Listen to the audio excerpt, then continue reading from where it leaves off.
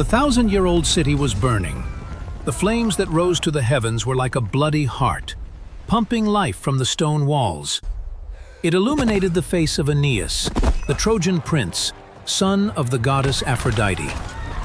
His face, usually calm and noble, was now distorted by grief and endless despair. Rome is free. But in his eyes burned a fire that did not go out, the fire of duty. One day, He ran through the streets that had turned into labyrinths of ruins. His step was heavy, but determined. On his shoulders sat his old father, Anchises, whose hands trembled, but not from fear, but from the realization that their world was dying.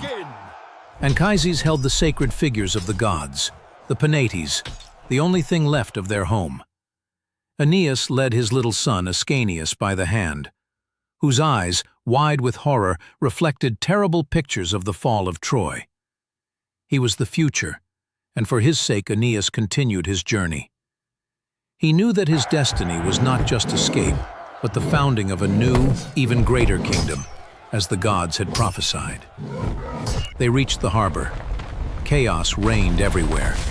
People like ants rushed to the ships, striving to save themselves. Aeneas and his family were able to find a small ship, on which other survivors were already on board. They sailed as the last towers of Troy collapsed behind them. Later, when the sun rose over the horizon, they saw only smoke and ashes. Aeneas looked at this, feeling grief flowing from his soul. At that moment, he felt his divine blood reminding him of his mission. He was no longer the prince of the destroyed Troy. He was the founder of a new race. Their journey was long. They sailed across the vast sea, battling storms that seemed to be the wrath of the gods. They were pursued by hostile forces seeking to destroy the last of the Trojan heroes. But they were guided by divine command, and they overcame all obstacles. They arrived on the coast of Carthage, where they were hospitably received by Queen Dido. Aeneas fell in love with her, and for a while forgot about his destination. But the gods could not allow him to stay. Jupiter's messenger, the god Mercury, appeared in Aeneas's dream and reminded him of his fate. He ordered him to leave Carthage and go to Italy, where a great future awaited him. With tears in his eyes, Aeneas left Dido, who, unable to bear the separation, committed suicide. This event became a curse that divided their peoples forever. Finally, after years of wandering, they reached the shores of Italy. Their journey was over, but their mission was just beginning. They arrived in Latium, and their first task was to conquer this land. Aeneas married the daughter of the local king, Lavinia. They had a son, and he became the ancestor of a new people. Their city began to be called Alba Longa. And now, after a few generations, King Numitor and his brother Romulus appear on the scene, fighting for power. This struggle will be the beginning of a new, even greater history that will change the whole world. The seeds of a new civilization have already been sown.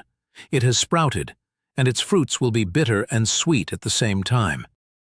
Centuries had passed since the great Aeneas had founded Alba Longa. The lineage of his son, Ascanius, had ruled the city with a steady hand, forging a small, prosperous kingdom in the heart of Latium. Yet, as with all human endeavors, ambition and greed began to rot the royal line. King Numitor, a man of quiet virtue and just rule, found himself challenged by his own brother Romulus. Romulus possessed a lust for power that surpassed all family loyalty, and his heart was as cold as a mountain stream in winter. He orchestrated a swift and bloody coup, overthrowing Numitor and seizing the throne for himself. Romulus, fearing that Numitor's bloodline might one day rise to reclaim the crown, did not kill his brother outright. Instead, he forced Numitor's daughter, Rhea Silvia, to become a Vestal virgin. The Vestals were an order of priestesses dedicated to the goddess Vesta, sworn to a life of chastity and service. This was Amulius's cunning plan. A Vestal virgin could never marry or have children, thus ensuring Numitor's bloodline would end with her. Rhea Silvia, a young woman of grace and profound beauty, was resigned to her fate, dedicating her life to tending the sacred flame in the temple. However, fate, or rather, the will of the gods, had other plans. The very gods whose flame Rhea Silvia tended were not content to let the lineage of Aeneas perish. One moonless night, as she slept beside the sacred altar, the powerful war god Mars himself descended to her. His presence was not one of violence, but of divine radiance and overwhelming passion. The god was captivated by her purity and spirit. From this forbidden union, Rhea Silvia conceived, an act that defied both the laws of man and the vow she had taken. She carried her secret in the temple's shadows, knowing that discovery would mean a terrible death. When she gave birth to twin boys, Amulius's fears were confirmed. He flew into a rage, ordering his men to immediately kill the infants. But the Roman mythos is built on acts of defiance and divine intervention. The servant who was ordered to carry out the deed could not bring himself to harm the innocent babies. Instead, he placed them in a small basket, hoping the river's currents would do what he could not. He set the basket adrift on the swirling waters of the Tiber, a silent prayer on his lips that a god or a gentle hand would save them. The basket drifted, a tiny vessel carrying the fate of a future empire, as it was carried by the swollen river. The river itself seemed to be guided by a higher power. It flowed calmly until it brought the basket to rest at the foot of the Palatine Hill. The babes, no longer in the rushing current, cried out with a powerful wail that carried through the woods. And nature answered. A female wolf, drawn by the sound of the crying infants, emerged from the brush. This was no ordinary animal. It was an embodiment of the wild, untamed spirit of the land. Instead of devouring the children, the she-wolf felt an instinctual pull to nurture them. She lowered her great head and suckled them, her powerful maternal instinct overcoming her predatory nature. The boys, with no other choice, clung to her, their cries subsiding as they drank her rich, wild milk. They were nourished not by the kindness of man, but by the raw, divine essence of the earth itself. Soon after, a shepherd named Faustulus discovered the strange sight. He was astounded by what he saw. Two perfect human infants being cared for by a ferocious wolf. Seeing the hand of the gods in this miracle, he took the boys home to his wife, Acca Laurentia, and they raised them as their own. The twins were named Romulus and Remus. They grew strong and brave, imbued with the wild spirit of the wolf that nursed them, and the cunning of the shepherd who raised them. They were destined to be neither shepherds nor kings of Alba Longa, but something entirely new, founders of a city that would one day rule the world. Their story had just begun. Romulus and Remus grew up in the rugged lands near the Palatine Hill, a world away from the courts of Alba Longa. Raised by the kind shepherd Faustulus and his wife, they knew nothing of their true lineage. They were simply two strong, spirited boys who loved the freedom of the hills. Their days were spent tending to the flocks, hunting wild animals, and honing their skills in a landscape that demanded both strength and cunning. Romulus, with his fiery temper and natural leadership, became the de facto head of their group of young shepherds. Remus, more thoughtful and perhaps a little more reckless, was his loyal and daring companion. Their bond was unbreakable, forged in the wild innocence of their youth. As they matured, their prowess became legendary among the local shepherds. They were known for their bravery and their unmatched ability to hunt and protect their flocks from wild beasts, and, more importantly, from rival bands of shepherds and robbers. These skirmishes were not just for survival. They were a training ground for the future rulers of a great city. The boys, with their natural charisma and fearlessness, quickly gathered a following. Their band of young men, unified by their respect for the twins, became a force to be reckoned with. Their actions, though driven by the simple needs of their pastoral life, were a prelude to the grand conquests to come. One day, while hunting, they encountered a group of robbers. The clash was swift and brutal.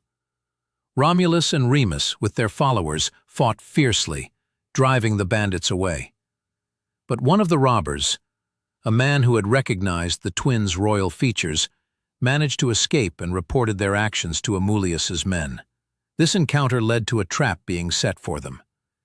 In a subsequent ambush, Remus was captured, while Romulus managed to escape. Remus was brought before the very king who had tried to kill him at birth. Brought before the usurper king, Remus was accused of banditry and crimes against the kingdom. King Amulius, however, was struck by the young man's noble bearing and a strange familiarity in his face. He questioned Remus, but the young man remained defiant, his pride and courage unshaken. The king, suspecting a deeper truth, sent for Faustulus, the shepherd who had raised the boys. Under duress, Faustulus revealed the truth. The boys were not his, but were the sons of Rhea Silvia, rescued from the Tiber River years ago. At the same time, Romulus, having escaped the ambush, gathered his shepherds and planned a rescue. He sought the help of his grandfather, Numa, who was living under house arrest. Numa, hearing the story of his grandsons and seeing Romulus's striking resemblance to his own daughter, was overcome with emotion. The truth of their royal lineage, of their miraculous survival, was now clear. He and Romulus formed a plan, a rebellion to overthrow the tyrannical king Amulius and restore Numa to the throne. The rebellion was swift and decisive. Romulus led his band of shepherds, now a formidable fighting force, into the city from one direction, while Numator's loyal supporters rose from within. Amulius, caught by surprise, was quickly defeated. The tyrant was killed, and the people of Alba Longa rejoiced, welcoming their rightful king Numator back to the throne. The brothers had not only saved themselves, but had also restored justice to their ancestral city. Yet, their destiny was not to remain in Alba Longa. Their true mission was to build a new city, an even greater one, on the very hills where their lives had been saved. With Amulius slain and the rightful king, Numator, restored to his throne, the people of Alba Longa celebrated their liberation. A great feast was held in honor of Romulus and Remus, the twin heroes who had not only saved the city from tyranny, but had also avenged their mother and grandfather. Numator, full of pride and gratitude, offered the twins positions of honor within his court. He saw in them the strength and wisdom of his own lineage, and he believed they were destined to be the next rulers of Alba Longa. Yet, the twins had other plans.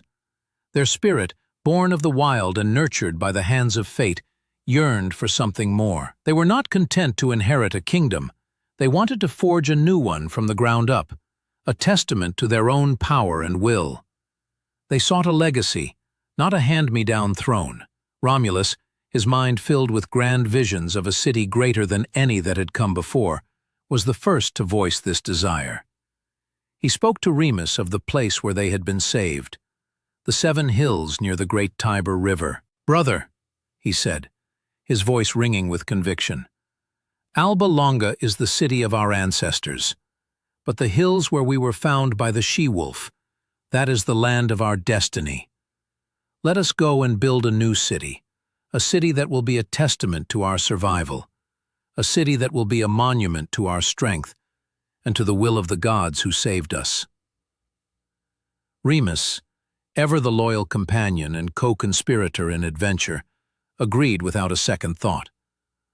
The lure of creating something from nothing, of becoming the sole founders of a new city, was a call they both felt deep within their bones. They were not to be kings by succession, but by creation. So they left the comforts of Alba Longa, turning their backs on the easy path. They led their band of shepherds, now their first citizens, back to the Tiber. The landscape was breathtaking, a series of rolling hills overlooking the river, with fertile lands and a strategic position that seemed to beckon for greatness. As they surveyed the land, however, a new problem arose. A dispute began to simmer between the two brothers, a friction that had been absent in their shared journey so far. Romulus, captivated by the view from the Palatine Hill, saw it as the perfect location. It was a defensible plateau, easily fortified and with a commanding view of the surrounding countryside.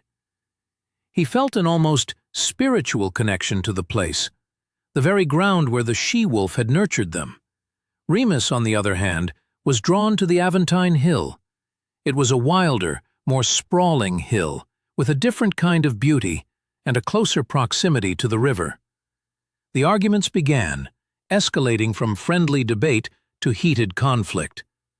Each brother was firm in his conviction, believing his chosen hill was the superior location for their future city. Their shared dream of a new kingdom began to fracture, divided by the very land they sought to conquer. They realized that their rivalry, if left unchecked, would destroy their shared project before it even began. To resolve the dispute and avoid violence, they agreed on a method that was both ancient and deeply sacred: augury. They would seek a sign from the gods. According to the rites, each brother would take a position on his chosen hill, and they would watch for a sign from the heavens, the flight of sacred birds. The one who received the clearest sign would be chosen by the gods to be the founder of the city. It was a noble solution, a promise of peace and divine guidance. Yet, as they prepared for the sacred ritual, a palpable tension hung in the air, a silent acknowledgement that the stakes were higher than just a piece of land. The rivalry between them was no longer about hills. It was about destiny. The air was thick with tension and the silent, expectant prayers of two brothers.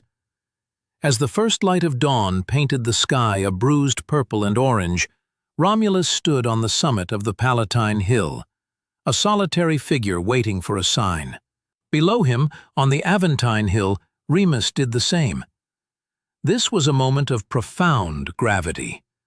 Their entire future, the future of the city they had so long dreamed of, would be decided not by strength or will, but by the mysterious and unreadable will of the gods.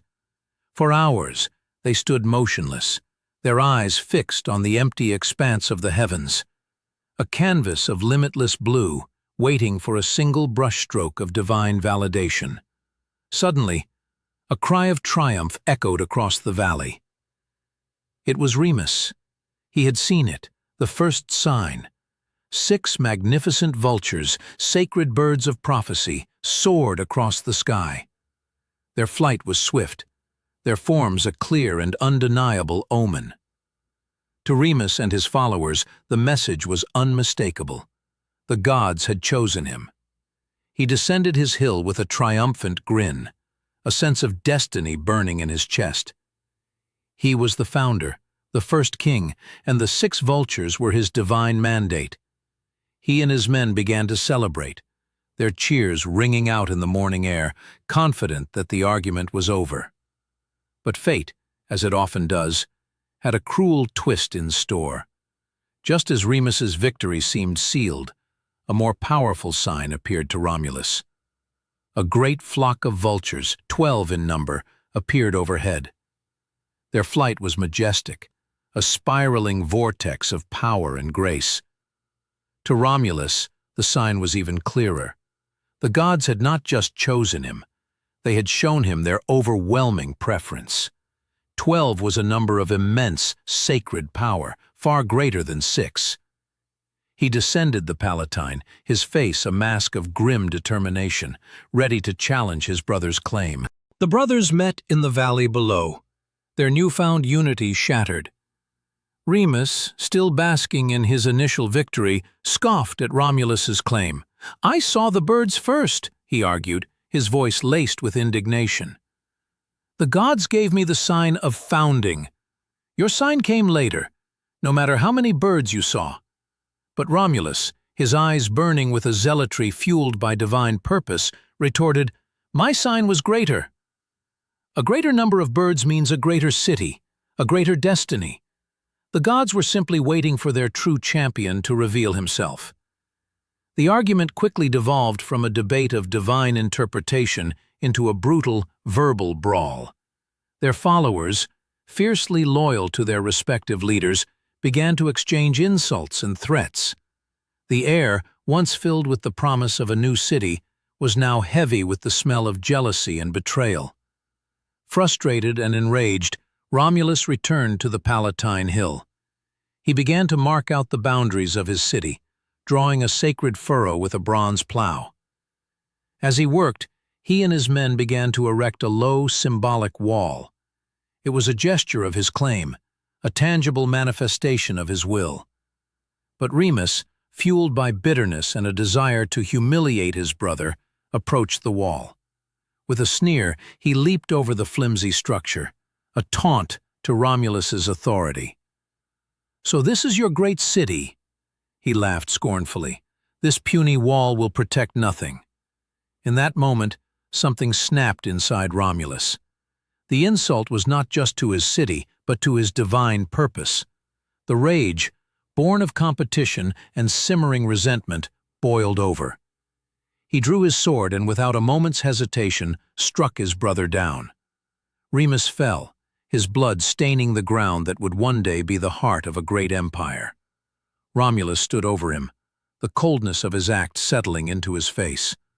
"So perish every man who shall dare to cross my walls," he proclaimed, a chilling prophecy that would define the Roman character for centuries to come. The city was founded, not on peace, but on the first act of fratricide.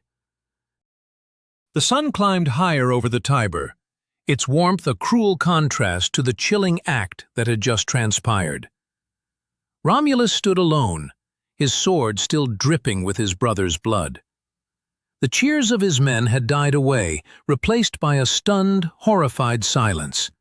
For a brief, terrible moment, Romulus looked at Remus's lifeless body, a wave of profound sorrow washing over him.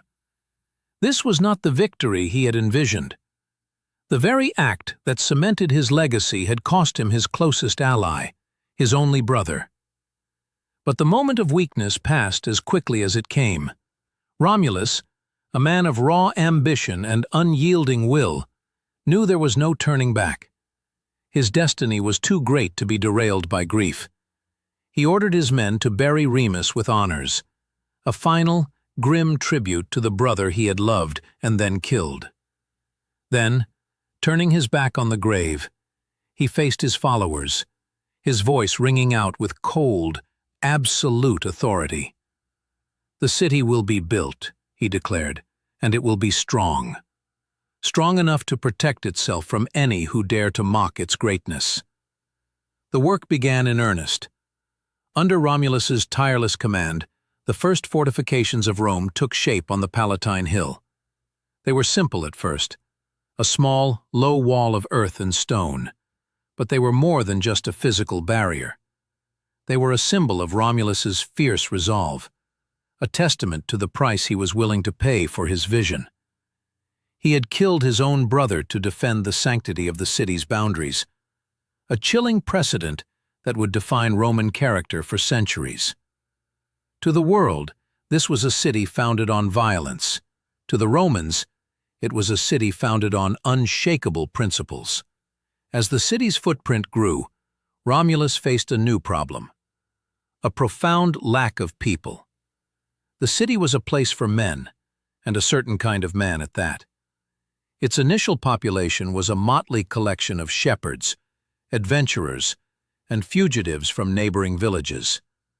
The city was an asylum, a haven for the unwanted and the desperate. Romulus's decree was simple and effective. Any man, regardless of his past crimes or social standing, who sought refuge within the walls of Rome would be granted protection.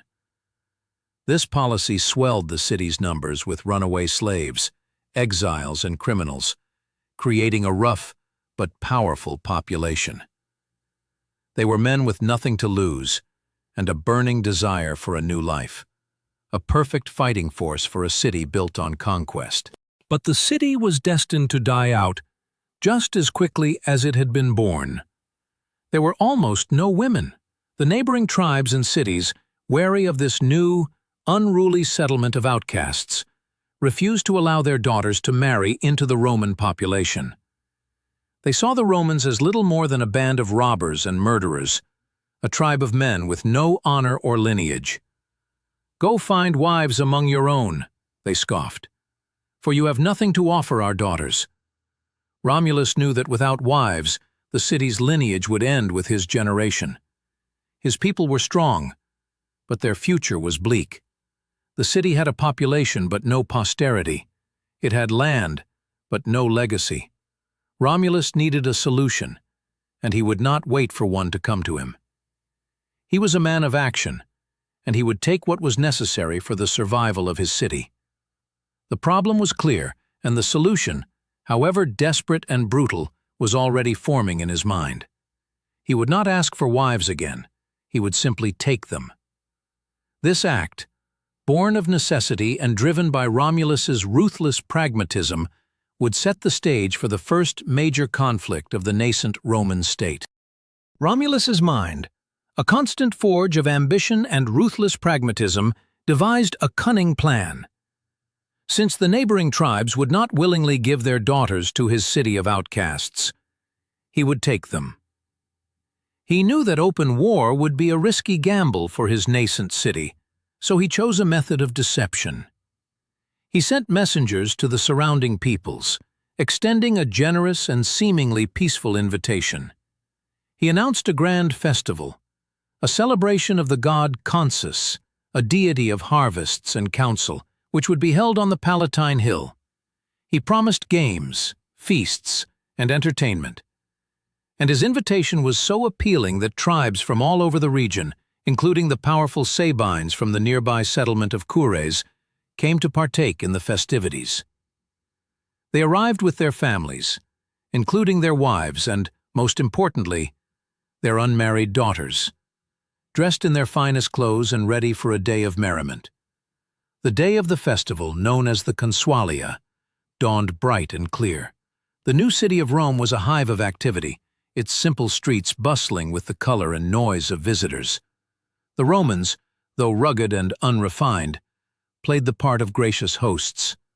The Sabines, Latiums, and Etruscans, all curious to see this new city, filled the stands built for the games. The air thrummed with the excitement of chariot races and athletic contests, and the visitors, their suspicions allayed by the festive atmosphere, were lulled into a false sense of security. They laughed, cheered, and drank the Romans' wine, their guards completely down. The Sabine girls, in particular, were captivated by the sight of the strong Roman youths, who competed with fierce determination. Unbeknownst to the visitors, the young Romans were not just competing for sport. They were preparing for a far more serious contest. Romulus, seated on a throne overlooking the central arena, watched the proceedings with a hawk-like intensity. He waited for the prearranged moment, a subtle cue that only his men understood. As the final chariot race reached its climax, Romulus rose to his feet. He had given his men a simple signal. When he threw his cloak to the ground, they were to abandon the games and seize the Sabine girls. The roar of the crowd was at its loudest as the winner crossed the finish line. In that moment of distraction, Romulus gave the signal. He threw his crimson cloak to the ground with a quick, deliberate motion. Chaos erupted instantly. The Romans, with a practiced and terrifying coordination, leaped from the stands, their festive mood replaced by a brutal purpose. They fell upon the terrified Sabine women, snatching them from the arms of their fathers and brothers. The air filled with the shrieks of the girls and the outraged cries of their families. The Sabine men, unarmed and completely unprepared for this treacherous act, were in a state of shock. They were a people of honor, and this betrayal was beyond their comprehension. They were quickly overwhelmed and scattered, their families torn apart. Romulus's men, having succeeded in their purpose, carried the weeping girls away, their frantic struggles a testament to their unwilling capture. When the dust settled, Romulus stood before the weeping women, his voice calm and firm amidst their terror. He addressed them not as captives, but as future wives. He told them that their misfortune was due to the stubborn pride of their fathers, who had refused to give them in marriage. He promised them that they would be treated with kindness, that they would be given all the rights of Roman wives, and that their new husbands would be men of great strength and virtue. He assured them that the Romans had acted out of necessity, not malice, and that they would love them and their children. While his words brought little comfort to the grieving women, they were a chilling testament to his ability to rationalize the most brutal of acts. The Sabine men, now a broken and enraged group, returned to their home, their hearts filled with one thing, a burning desire for revenge. They had come to Rome for a festival, and they had left with a war. The Sabine men, humiliated and outraged by the Romans' treacherous act, returned to their homeland with a single purpose: vengeance. Their king, Tatius, a man of great wisdom and military prowess, was enraged. He was a leader of honor, and the Roman act was not just an insult to his people, but a violation of all sacred laws of hospitality. Messengers were dispatched to the neighboring Latin and Etruscan tribes, who, having witnessed the abduction, shared the Sabines' fury. An alliance was forged, a great army raised, and they marched on Rome with a burning desire to reclaim their daughters and wipe the upstart city from the face of the earth. Rome, a city only in its infancy, was ready. Romulus, a man who had built his city on the back of necessity and violence, knew this moment was inevitable. He had spent the time since the abduction fortifying his new home and training his men. The Romans, a motley band of fugitives and exiles, were a surprisingly disciplined and fierce fighting force, bound together by their shared pasts and their loyalty to their new leader. Their first great battle was a skirmish on the approaches to the city. The Sabines and their allies, far superior in numbers, were surprised by the Romans' ferocity. The fighting was brutal, a clash of desperation against righteous rage, with neither side willing to give ground. In a chilling act of treachery, the Sabines were given a foothold within Rome's walls. The daughter of the Roman commander of the citadel, Tarpeia, saw the Sabines' gold bracelets and armor. Driven by a covetousness that blinded her to all loyalty, she offered to betray the city's defenses. In exchange for what the Sabines wore on their left arms, she promised to open the city gates for them. The Sabines agreed, but their sense of justice, though brutal, was not misplaced. As she let them through the gates, they threw their heavy shields upon her, crushing her to death. "This is what men give to traitors," they cried. Tarpeia's name would forever be a byword for greed and betrayal, and the Capitoline Hill, where she was killed, would be forever known as the Tarpeian Rock, a place of execution for traitors. The final battle raged in the valley between the two hills, where the Roman Forum would one day stand. The Sabines and Romans clashed with a fury that shook the ground. Romulus, leading his men from the front, fought with a superhuman courage, rallying his troops as they faced a seemingly endless wave of enemies.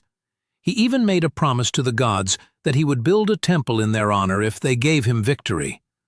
But just as the battle reached its terrifying climax, a group of women ran onto the battlefield, their hair disheveled and their clothes torn. They were the Sabine women.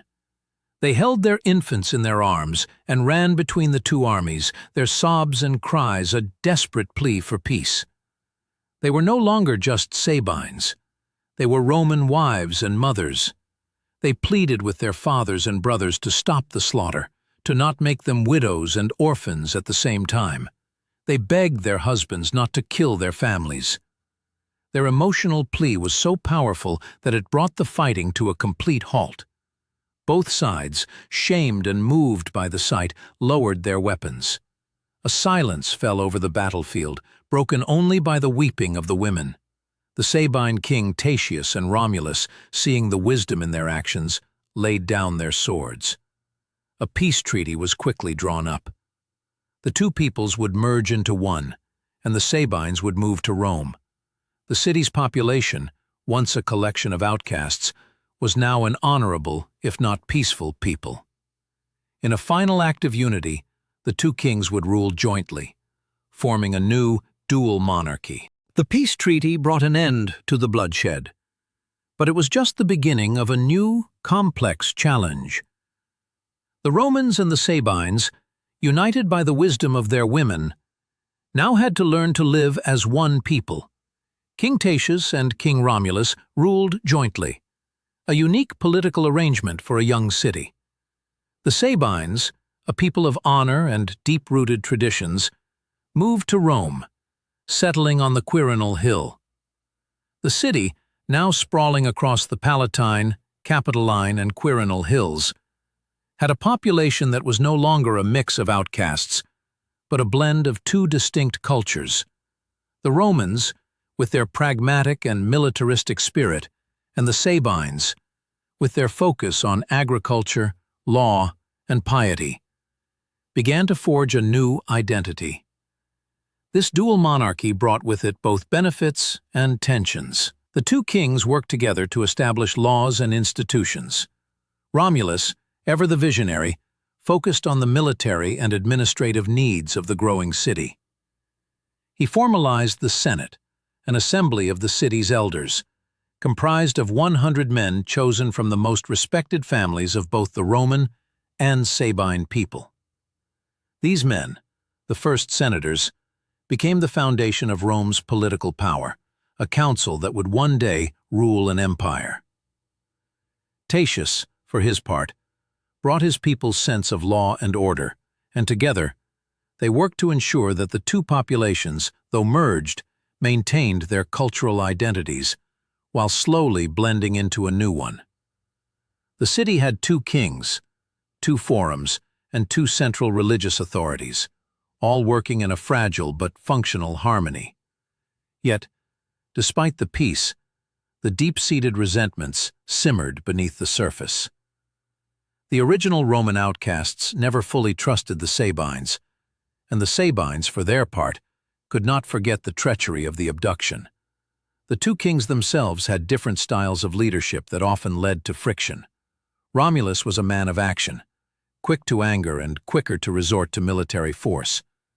He was a natural warrior, more comfortable on the battlefield than in the halls of diplomacy. Tullus was a more restrained and measured ruler, preferring to resolve conflicts through negotiation and law. Their shared rule, while outwardly successful, was a testament to their mutual respect more than to any natural compatibility. This delicate balance was a temporary solution, not a permanent one. The joint reign was brought to a brutal and abrupt end just a few years later. The people of Lavinium, a city founded by the very ancestors of Rome, were outraged by a dispute involving the Sabines. Tullus, in his capacity as king, was seen as responsible for the actions of his people. While traveling to Lavinium to offer a sacrifice, he was ambushed and killed by the angry mob. The sudden and violent death of Tullus was a seismic event for the young city. The fragile peace was shattered, and the Sabines once again felt betrayed. Romulus, however, acted with cold, deliberate speed. He chose not to avenge Tullus's death, reasoning that it was a just punishment for his actions. He took swift and absolute control of the city, consolidating all power under his single authority. The dual monarchy was over. Romulus, the city's sole founder, was once again its sole ruler. He had started his journey by killing his brother for a city, and now he was left alone to rule it, his hands stained with the blood of both his brother and his co-king.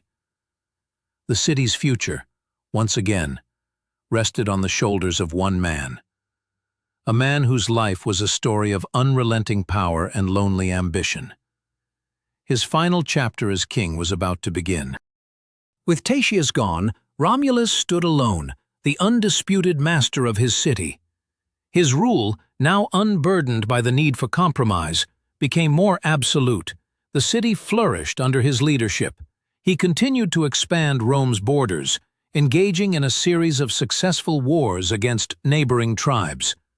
With each victory, the city's power and reputation grew. The Roman legions, a force born of outcasts and molded by Romulus's discipline, became the most feared fighting force in the region.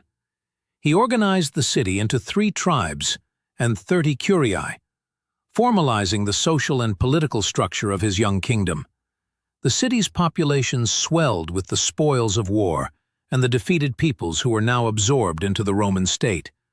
Yet, as his power grew, so did his arrogance. Romulus began to rule with an iron fist, making decisions without consulting the Senate, the council of elders he had established. The senators, men who had advised him and helped him consolidate his power, grew resentful of his autocratic style. They believed they were partners in the rule of the city, not mere subjects. The people, however, still loved him. To them, he was not just a king but a living legend, a demigod who had survived against all odds to found their great city. The tension between the revered king and the powerful, disenfranchised Senate became a palpable undercurrent in the city's political life. The end of Romulus's reign came as a sudden, mysterious, and awe-inspiring event. One day, he was holding a public assembly on the Campus Martius, a large open field outside the city walls. The sky, which had been clear and bright, suddenly darkened. A violent, unexpected thunderstorm, unlike any the Romans had ever seen, erupted with a terrifying fury. The wind howled, the rain came down in sheets, and flashes of lightning lit up the sky, followed by a deafening thunder that shook the ground. The people, terrified and superstitious, scattered in all directions, running for cover. The assembly dissolved into a panicked, disorganized chaos. When the storm cleared and the sun returned, the Romans re-emerged from their shelters. They came back to the Campus Martius. But Romulus was gone. He had vanished without a trace. His throne was empty, and there was no sign of him anywhere. The common people were distraught, believing their king had been struck down by an angry god. But the senators, a conspiratorial glint in their eyes, began to circulate a different story. They claimed that Romulus, the son of Mars, had been taken up to the heavens by his divine father. They insisted that he was not dead, but had been elevated to the rank of a god. The people were skeptical at first, but the idea, a pleasing and unifying one, began to take hold. Then, an influential citizen named Proculus Julius came forward with a story that would seal Romulus's fate and myth. He swore an oath that as he was walking home from the assembly, he saw Romulus descending from the heavens, his form more beautiful and radiant than ever before. In this vision, Romulus spoke to him, saying, "Go tell the Romans that it is the will of the heavens that my Rome shall be the capital of the world. Let them cultivate the military art, and let them know, and hand down to posterity, that no human power shall be able to withstand the Roman arms." The people, swayed by this testimony and the need for a comforting story, believed. Romulus, the fierce founder and king, was deified. He was now known as the god Quirinus, the deity of the Roman people and their military might. The man who had been a king was now a god, his mysterious death serving to cement his divine legacy. His ascension to the heavens was a final, powerful message to the world. Rome's destiny was not just to rule the earth, but to be blessed by the gods themselves. The kingdom was now without a ruler, but its divine purpose had been confirmed. The stage was set for the next king to take the throne, a man who would continue Romulus's work in a very different way. With Romulus gone, the city was thrown into a state of uncertainty. For a year, the Senate, now without a king, took turns ruling the city. This period, known as the interregnum, was fraught with tension. The Romans and the Sabines, united by the force of Romulus's will, found their old rivalries resurfacing. Each side wanted a king from their own people, and they could not agree on a single candidate. The Sabines, still grieving the loss of their king Tatius, believed it was their turn to lead. The Romans, proud of their founder, wanted a man who would continue the city's military traditions. The very unity that had been bought with bloodshed now threatened to unravel. The gods themselves seemed to be waiting, observing the city's first great political test. In the quiet countryside, a world away from the political turmoil of Rome, lived a Sabine man named Numa Pompilius. He was a man of profound wisdom and deep piety, known throughout the land for his just nature and his devotion to the gods. Unlike Romulus, he was a scholar, not a warrior. He had no lust for power or conquest. His days were spent in prayer, meditation, and quiet study. His reputation for fairness and virtue was so great that when the Senate finally decided they could not agree on a Roman king, they turned to him. They believed that only a man of his unshakable integrity, a Sabine who was respected by all, could unite the city's two factions. Messengers were sent to Numa, offering him the crown of Rome. Numa was hesitant. He was content with his simple life and had no desire to rule. He was a man of peace, and Rome, founded on violence and conquest, seemed a place alien to his nature. He told the messengers that he was not fit to rule, that he lacked the military experience and the ambition required for such a role. But the messengers, and the powerful senators who came after them, persisted. They told him that the city needed his wisdom more than his strength, that it needed a shepherd, not a wolf. Numa, a deeply spiritual man, finally consented, but only after seeking a sign from the gods. He performed a sacred augury, and when the signs were favorable, he agreed to become the second king of Rome. Numa's reign was a stark and beautiful contrast to that of Romulus. His was a reign of peace, law, and religion. He famously claimed to receive divine counsel from a nymph named Egeria, whom he would meet in a sacred grove near the city.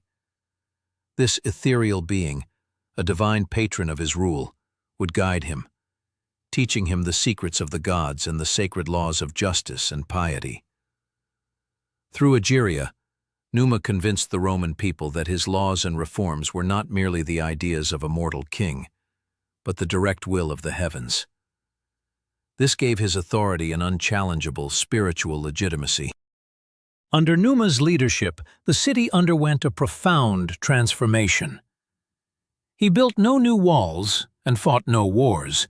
Instead, he built temples and altars.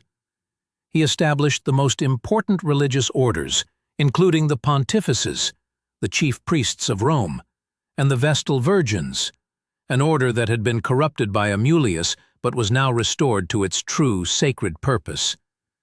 He established a new calendar, marking the days of the year for both religious and civil purposes. He instilled a deep sense of reverence for the gods and a respect for law, teaching the Romans that their power came not just from their military might, but from their piety and justice. He effectively tamed the city's wild spirit, turning a band of outcasts into a civilized and deeply religious people. His reign of peace was a necessary balm for a city born of violence, preparing it for the even greater challenges that lay ahead. Numa Pompilius ruled Rome for 43 years, and in all that time, the gates of the Temple of Janus remained closed. This simple act, the closing of the temple doors, was a symbol of his entire reign. For the Romans, who had known only war under Romulus, this was a period of unprecedented and almost miraculous peace. Numa's legacy was not built with conquered lands or the spoils of war, but with the subtle, profound power of law, religion, and social order. He understood that a great city could not survive on brute strength alone. It needed a soul, a moral and spiritual foundation to unite its people and give them a purpose beyond bloodshed. His first and most enduring contribution was the establishment of Rome's religious framework. He meticulously organized the city's cults and priestly colleges, bringing divine order to the chaotic spiritual life of the Romans. He created the position of Pontifex Maximus, the high priest who presided over all religious matters, and placed him in charge of interpreting divine law. He gave the Vestal Virgins, an order he had reinstituted, the solemn duty of guarding the sacred flame of Vesta, a fire that symbolized the eternal life of the city. Their purity was a symbol of Rome's own sacredness, and their protection was seen as a guarantee of the city's prosperity. Numa also instituted the Flamines, priests dedicated to a specific god, and the Salii, priests of Mars who performed sacred war dances, but with a new emphasis on ritual over violence. He gave the Romans not just a new way to worship, but a new way to understand their relationship with the divine. Beyond religion, Numa also laid the groundwork for Roman civil law. He created a new calendar, dividing the year into 12 lunar months and adding days to account for the seasons. This simple but brilliant innovation brought order to the agricultural and religious life of the people. He also established a system of guilds, organizing the populace not by tribe or military strength, but by their trades. Weavers, potters, blacksmiths, tanners. Each had their own guild, with its own rituals and rules. This brought social cohesion to the city, giving people a sense of identity and purpose outside of war. It was a subtle but powerful way to transform a collection of soldiers into a functioning society. Numa's wisdom was seen in every aspect of his rule. He taught the Romans to respect land ownership, and he established a festival for the god of boundaries, Terminus, to ensure that property lines were honored and disputes were settled peacefully. He created a legal code that focused on justice and fairness, not just on the brutal might makes right ethos that had defined the city's earliest days. He convinced the Romans that the gods, and not just the sword, would protect them if they lived honorable and pious lives. His reign was a long, gentle correction to Romulus's violent foundation. He took a city born of fratricide and ambition and gave it a moral compass, turning a ruthless band of outcasts into a structured and disciplined society. By the time Numa died peacefully of old age, the Rome he left behind was a completely different city. He had proven that greatness did not need to be built with blood. He had laid the spiritual and legal foundations upon which a future empire would be built. The Romans, now a people of law and piety, were ready for the next chapter of their history. A chapter that would see them return to war, but with a newfound sense of purpose and a discipline that would make them unstoppable. The legacy of Numa was not an empire, but the character of a people. The long reign of peace under Numa Pompilius ended with his quiet passing. The city, which had known only tranquility for over 4 decades, was at a crossroads. The Senate, now a seasoned body of political leaders, debated the future. They had seen the benefits of Numa's piety, but they also understood that a city founded by warriors could not survive indefinitely without strength. Their choice for the third king was a deliberate and stark departure from his predecessor. They chose Tullus Hostilius, a man whose nature was the very antithesis of Numa's. He was not a man of peace but a man of war, a fierce and aggressive leader who viewed inaction as a sign of weakness. Tullus's reign began with a clear purpose: to return Rome to its martial roots. He had no use for Numa's religious rituals and peaceful diplomacy. For him, the city's future lay in conquest, not in piety. He actively sought a pretext for war, and he found it in the very city from which Rome had sprung, Alba Longa. Disputes over cattle rustling and territorial rights became his tools for provocation. He sent messengers to Alba Longa with demands for restitution, knowing they would be rejected. The Alban king, a descendant of the same lineage as Romulus and Remus, had similar pride. He refused Tullus's demands, and the war was on. The two armies met on a plain between the two cities. The sight was a strange one. They were essentially two parts of the same people, fighting over a shared destiny. The fighting was fierce but inconclusive. Both sides were equally matched in strength and skill. The battle dragged on with great loss of life on both sides, with no clear victor. The cost was becoming too high for both kingdoms. To avoid a full-scale, devastating war that would weaken both cities, the Alban dictator proposed a single combat. He suggested that the fate of the two cities be decided by a duel between a pair of Roman triplets and a pair of Alban triplets. Both sides agreed, and the stage was set for one of the most famous duels in history. The Roman champions were the Horatii brothers, three men of immense courage and skill. The Alban champions were the Curiatii brothers, a trio equally famous for their valor. The duel began with a somber intensity, watched by both armies. Swords clashed and shields rang out. The first two Roman brothers, the Horatii, fell quickly, killed by the Albans. It seemed as if Rome's destiny was sealed, and the Alban army let out a cheer of victory. Only one Roman champion, the youngest, remained. He was wounded and faced three uninjured opponents. But he was a man of cunning as well as courage. He feigned retreat, running back toward his army. The Curiatii, blinded by pride and the desire to finish him, chased after him. But their wounds and the distance made them spread out. The Roman Horatius turned and faced his first opponent. He fought with a desperate ferocity and managed to kill him. Then he faced the second, fighting with a renewed strength, and killed him too. He then turned to face the last of the Curiatii, who, wounded and exhausted, stood alone. The final duel was short. Horatius, fueled by the blood of his brothers and the weight of his city's fate, ran his sword through the last Alban champion. The crowd erupted. Rome had won. The war was over, decided by the courage and cleverness of a single man. The defeated Albans submitted to Roman rule. Their city was not destroyed, but it was made a vassal of Rome. Tullus Hostilius, a man of relentless ambition, had proven his worth to his people. He had brought Rome a major victory and expanded its territory, all without the long, costly battle that had been feared. His reign of war had just begun. The cheers of victory rang across the battlefield, but the Roman hero, Horatius, was a figure of tragic solemnity. He had defeated the three Alban champions, but his triumph was short-lived. As he entered Rome, his sister, Horatia, saw him. She was engaged to one of the Curiatii he had just killed. Seeing her brother carrying the armor of her dead fiancé, she burst into tears, crying out in grief. Her loyalty was to her love, not to the state.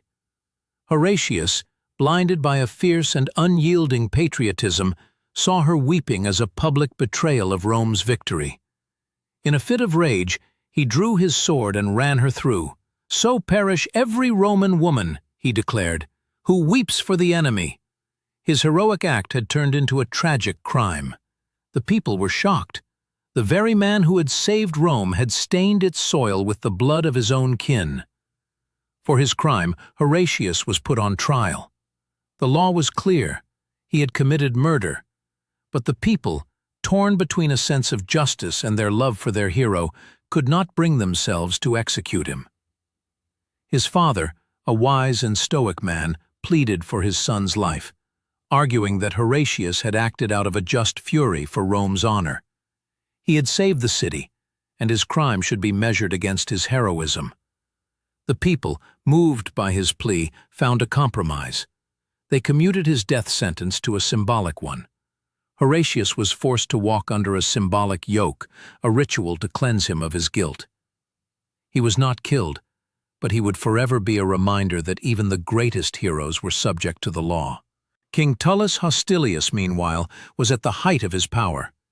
He had expanded Rome's territory and established its military dominance.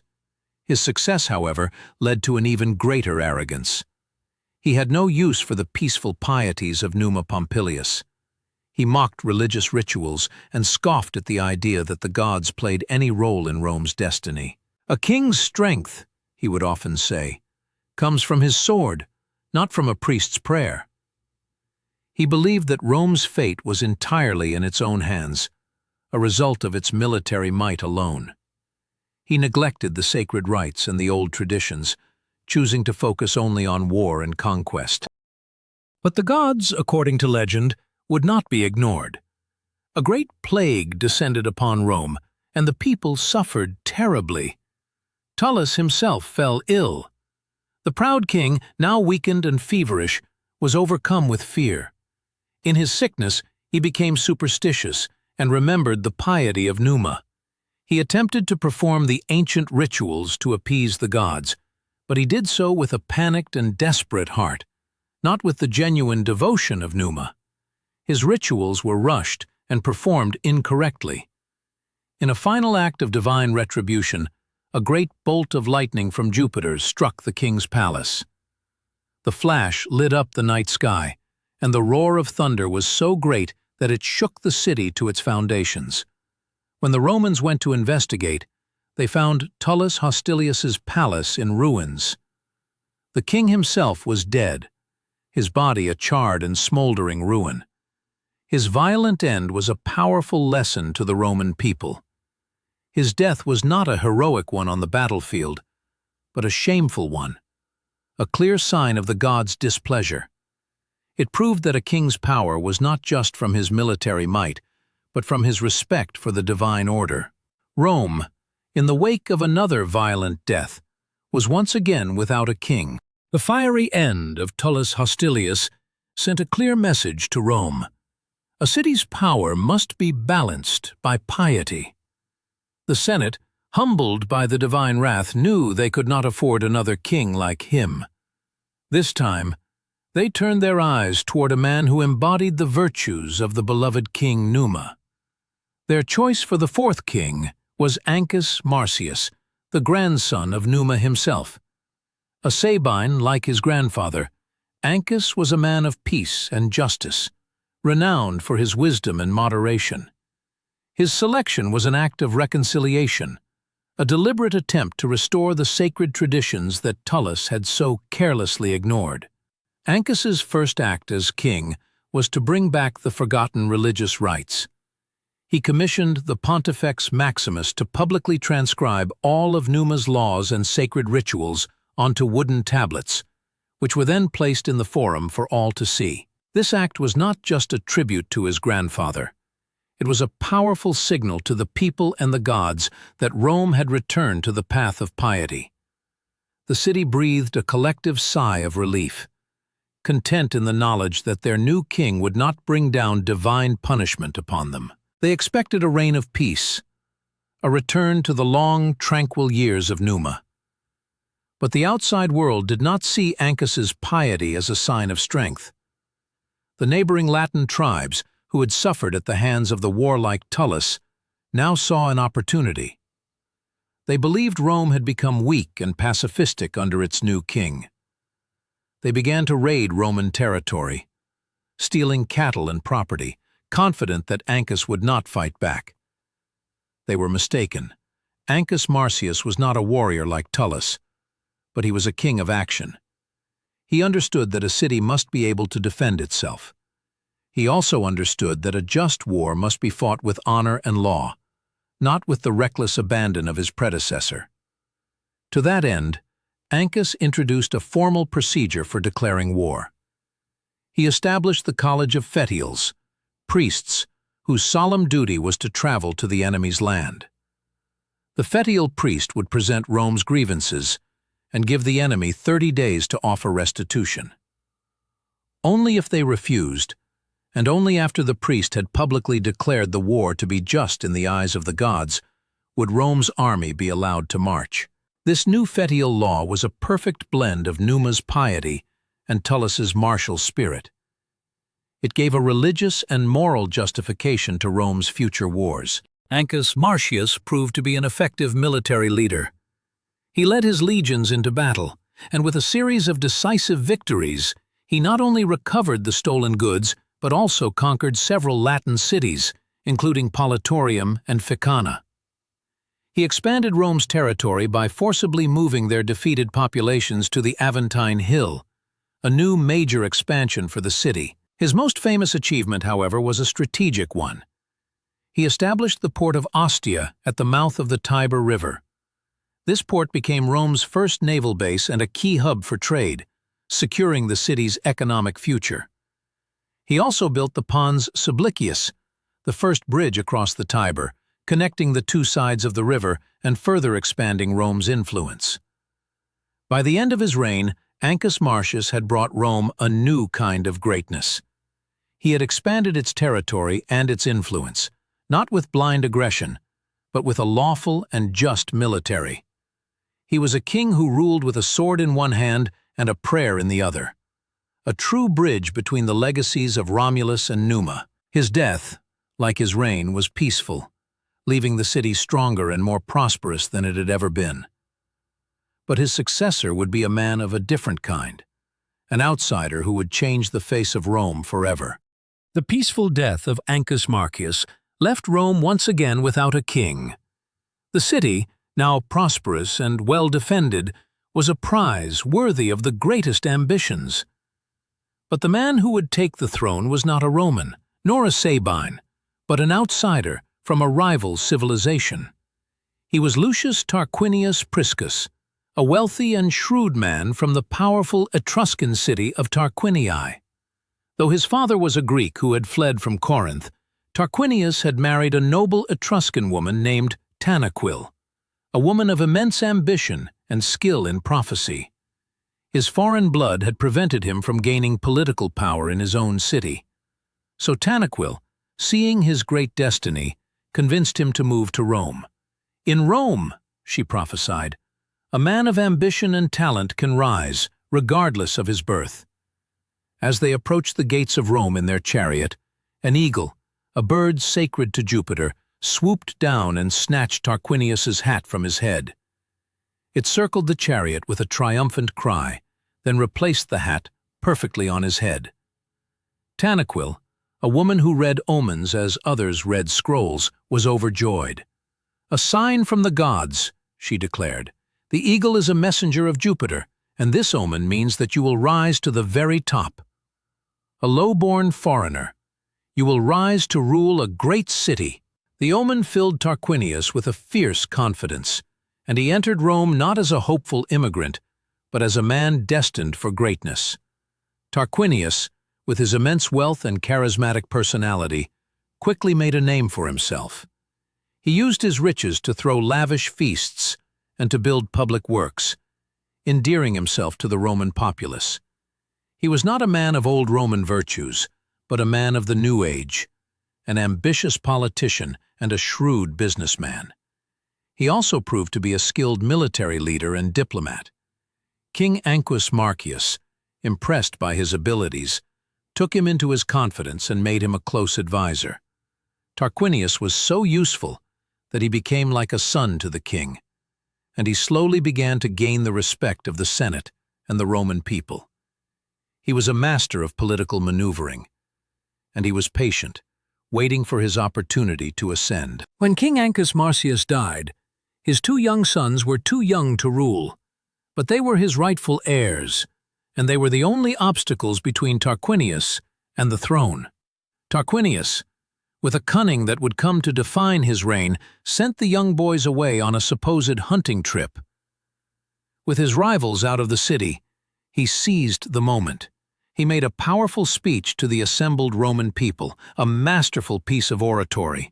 He reminded them of all the good he had done for the city, of his service to the king, and of his dedication to Rome. He was the first king to be chosen not by a prearranged Senate, but by the vote of the Roman people themselves. The people, swayed by his charm and promises, elected him king. He was the first Roman king to have to earn his crown. Tarquinius Priscus's reign was a transformative one. He brought the sophisticated engineering and architectural knowledge of the Etruscans to Rome. He began the construction of a great stone wall to fortify the city. He drained the marshy areas between the hills with the Cloaca Maxima, a massive sewer that made the Roman Forum habitable. He also built the Circus Maximus, a massive stadium for chariot races and public games, a gift to the Roman people that would become a symbol of their empire. He increased the number of senators, adding another 100 men from the most important families. And he also increased the cavalry and infantry, building Rome's military might. He was a king of vision, and he transformed Rome from a city of mud huts into a city of stone and spectacle. In the royal palace of Lucius Tarquinius Priscus, a strange and miraculous omen appeared. In the household lived a young boy named Servius Tullius, a servant's son who had been raised in the royal court. He was known for his intelligence and good nature, but he was of humble birth. One night, as he slept in the palace, a circle of fire appeared around his head, licking harmlessly at his hair. The servants, terrified by the sight, called for the king and queen. Tarquinius was alarmed, but his wife, the prophetic Tanaquil, immediately saw the truth. She forbade anyone from disturbing the sleeping boy and told her husband that this was a divine sign. "This boy," she declared, "is destined for greatness.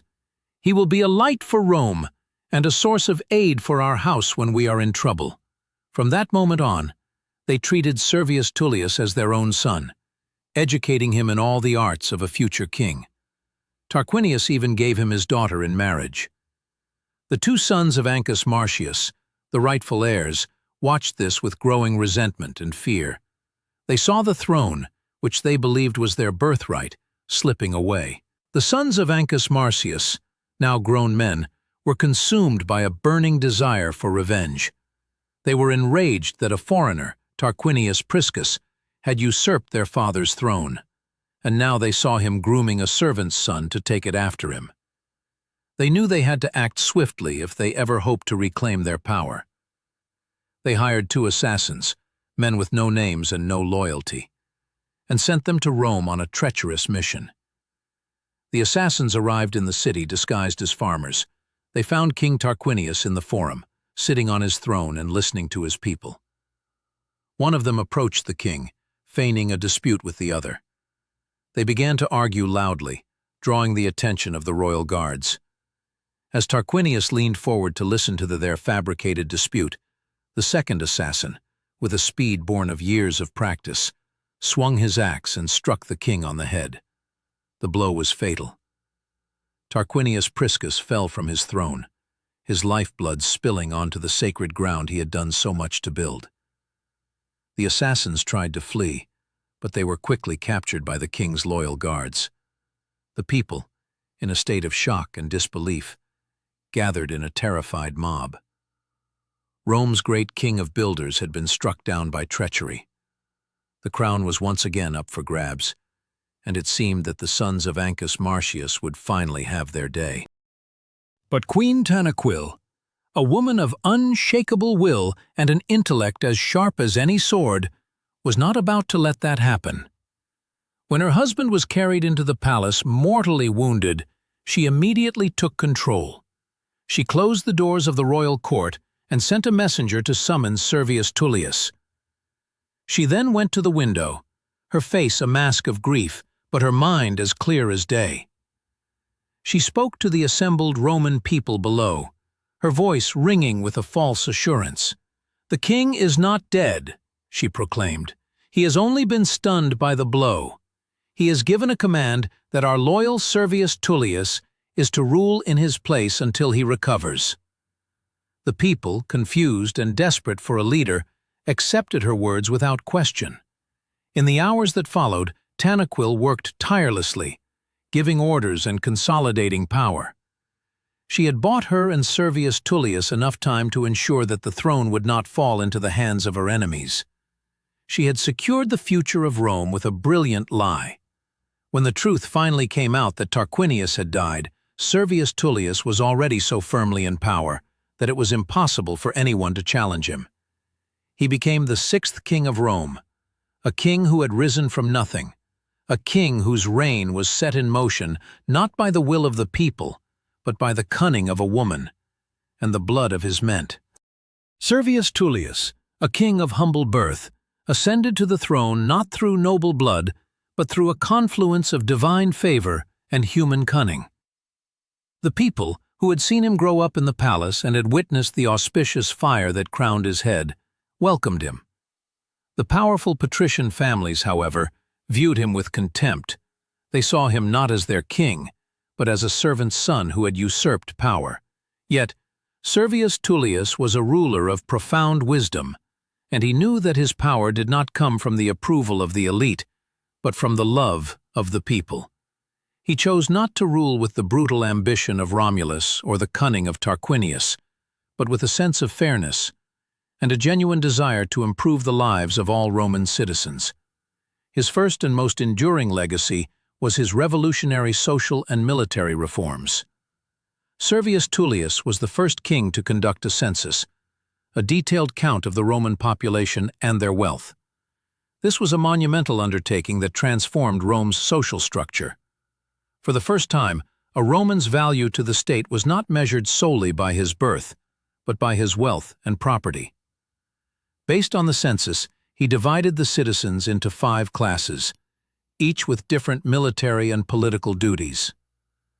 The wealthiest citizens, who could afford the finest armor and weapons, were assigned to the front lines of the infantry and to the cavalry. The poorer citizens were placed in the rear, with lighter armor, or were designated as support troops. This system, known as the Servian Constitution, was a brilliant innovation. It created a powerful, well-organized army based on a clear, logical system of contribution.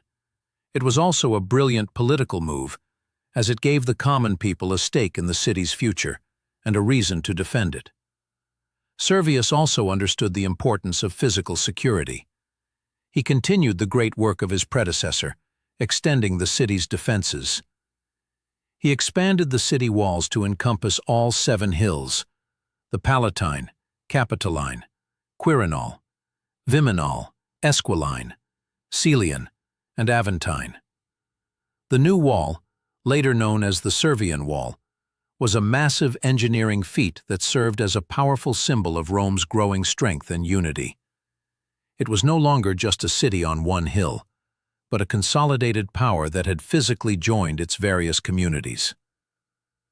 To further his urban reforms, he divided the city into 4 urban regions and many more rural tribes, a new administrative system that laid the groundwork for future Roman government. Under Servius Tullius's rule, Rome flourished. He was a king who ruled with a light touch, focusing on improving the lives of his people rather than engaging in endless wars. He brought a sense of law and order that went beyond Numa's piety, creating a system that was based on property and duty. He was a champion of the common man and was beloved by the populace. He was the first king who did not rule by divine right or through a public vote, but by the sheer force of his own good works and the love he had for his people.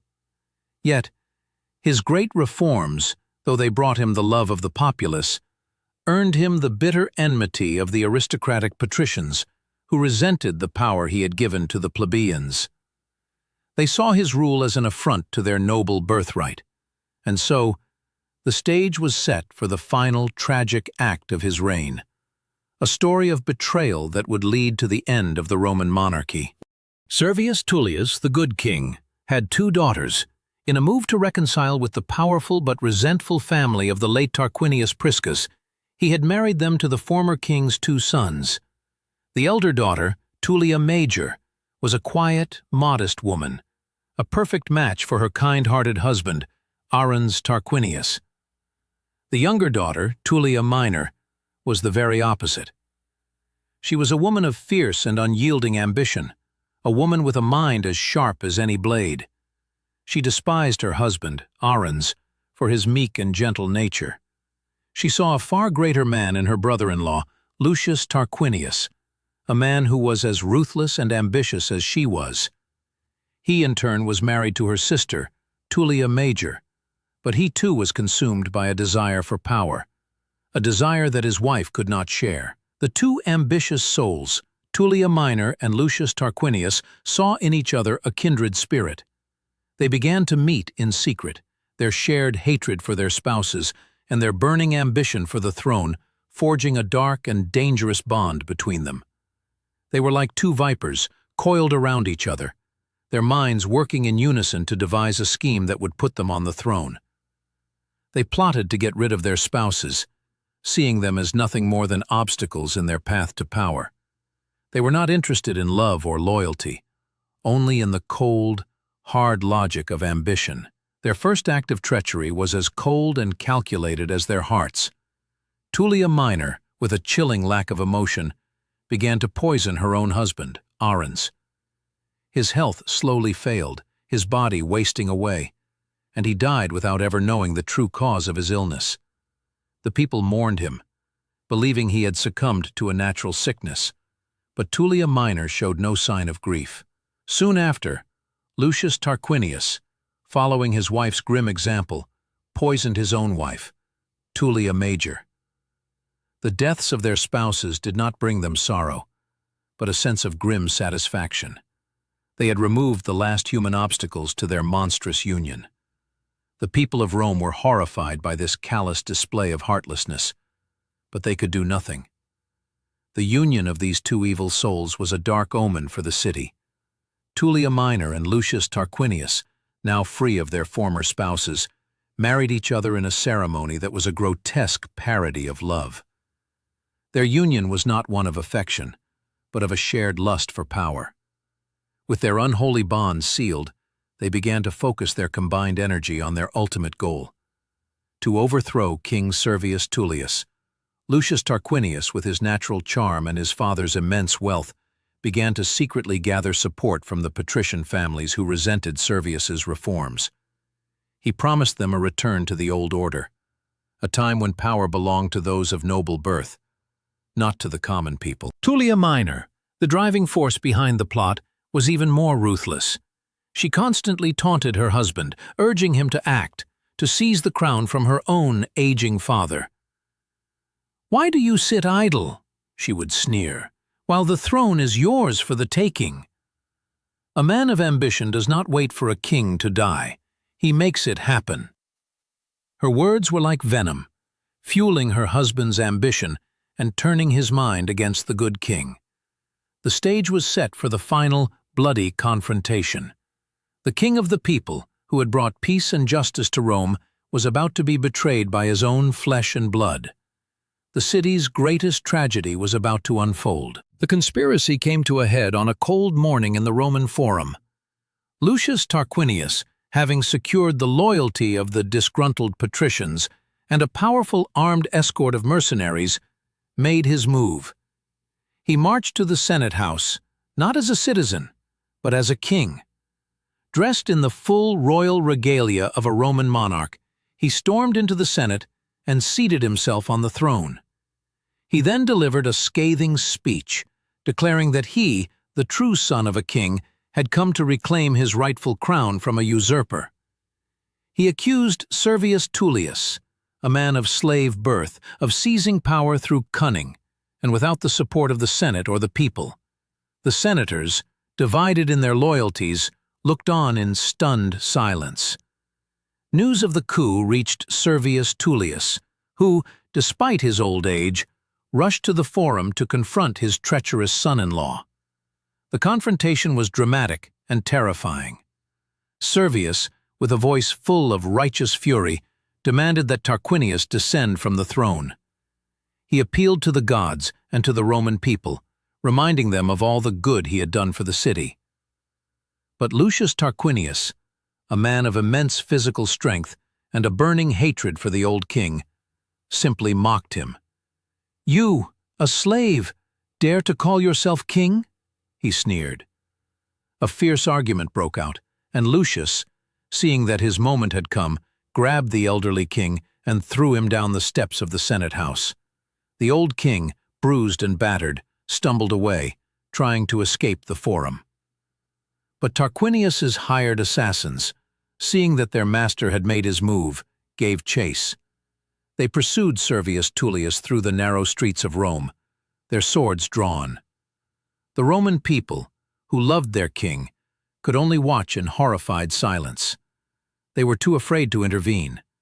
The assassins caught up to the king, and without a shred of mercy, stabbed him to death, leaving his lifeless body lying in the street.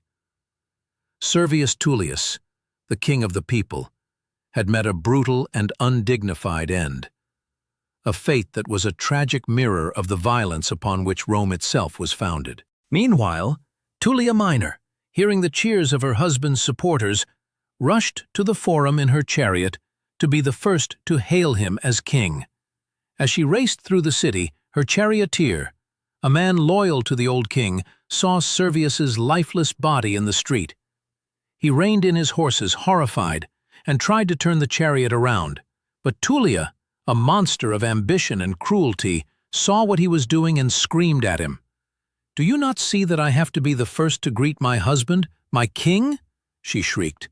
She ordered him to continue on, and with a terrible, chilling sound, the chariot's wheels rolled over her own father's body. She had not only betrayed her father and ordered his death, but she had desecrated his body in a final monstrous act of sacrilege. The street where this crime occurred was forever after known as the Vicus Sceleratus, the street of crime. Lucius Tarquinius, now known as Tarquin the Proud, had seized the crown.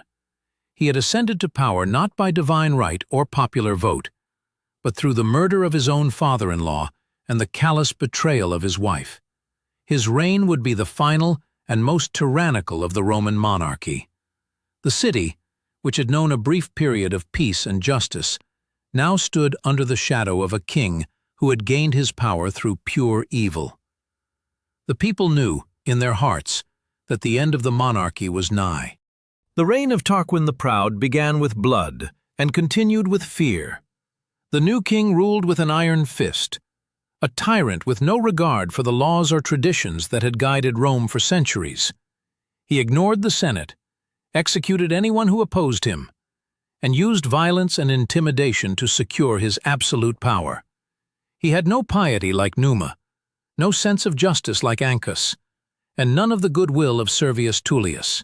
He was a king of pure, unadulterated ambition, and Rome suffered under his oppressive rule. He forced the Roman populace into back-breaking labor, building vast temples and public works, but unlike his father, he did so without regard for his people's well-being.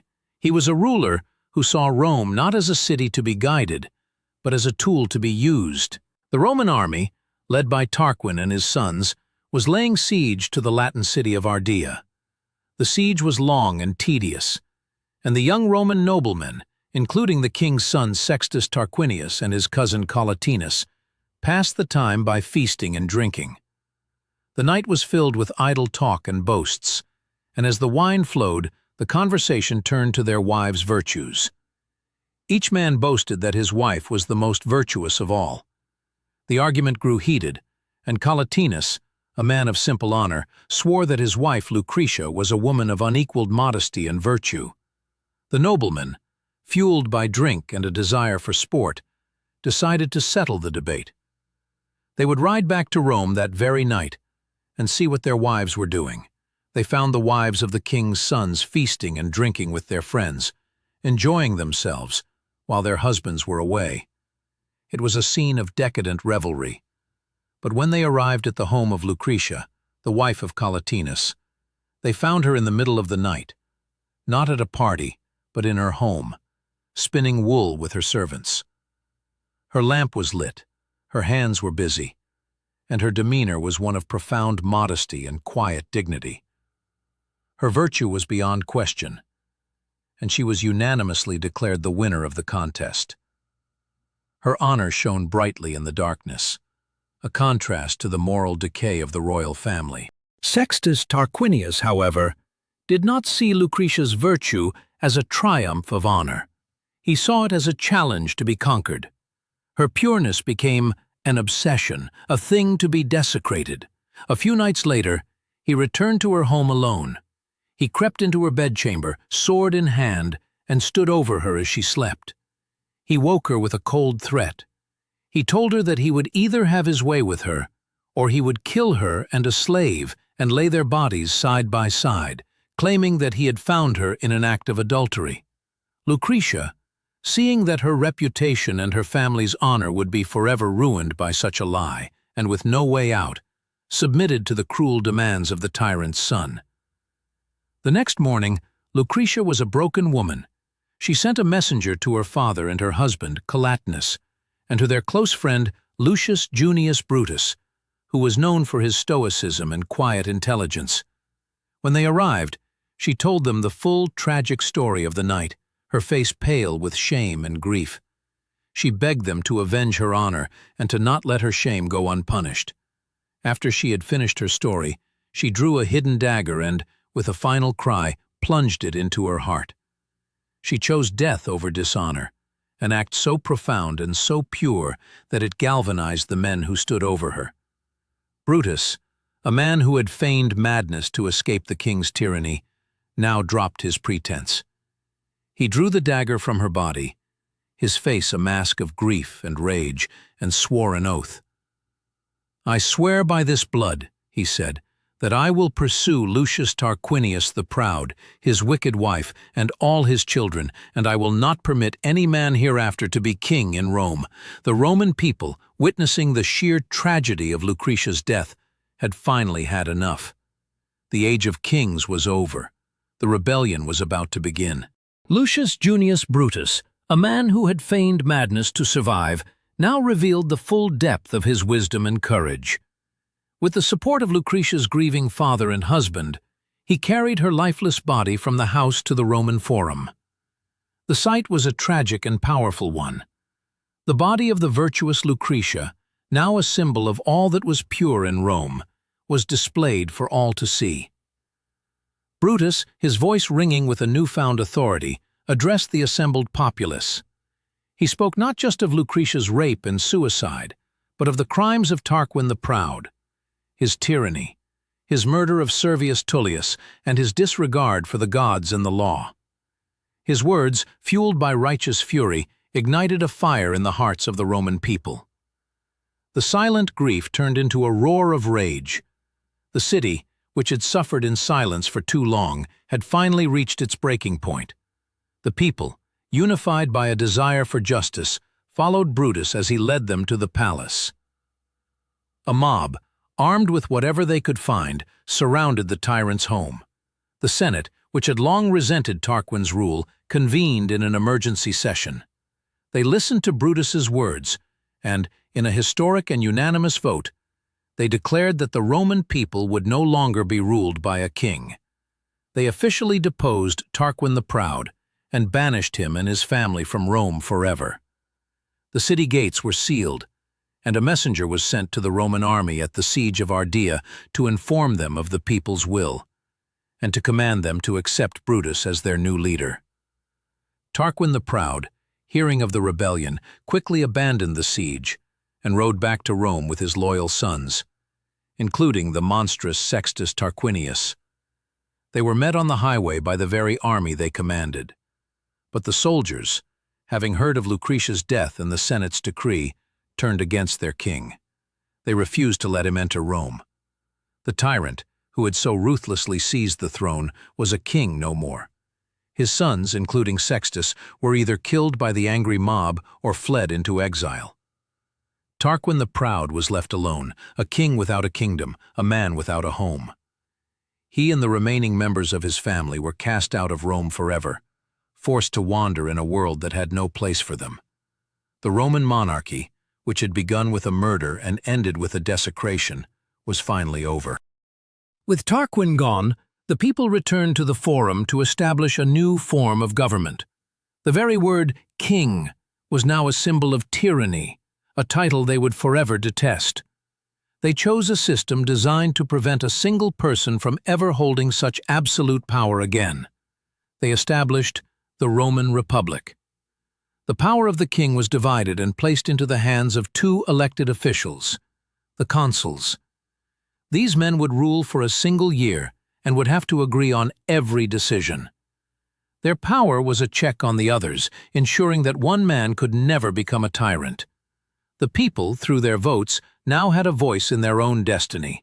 The Senate, once a council of advisors to a king, now became the central body of Roman government, a powerful force that would guide the city for centuries. Lucius Junius Brutus, the man who had sparked the revolution, and Lucretia's husband, Collatinus, were elected as the first two consuls. In that moment, a new chapter began for Rome. The city that was founded on violence and ambition and had endured through piety, conquest, and tyranny, had finally found a new way forward. The Roman Republic, a government of the people, for the people, was born from the blood and tragedy of the monarchy. The future of the world would be shaped not by a king, but by a city that learned to rule itself.